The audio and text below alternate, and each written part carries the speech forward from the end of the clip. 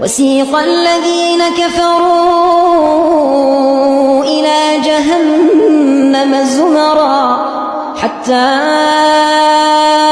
إذا جاءوها فتحت أبوابها وقال لهم خزنتها ألم يأتكم رسل منكم يتلون عليكم آيات ربكم وينذرونكم لقاء يومكم هذا قالوا بلى ولكن حقت كلمة العذاب على الكافرين قيل ادخلوا أبواب جهنم خالدين فيها فبئس مثوى المتكبرين.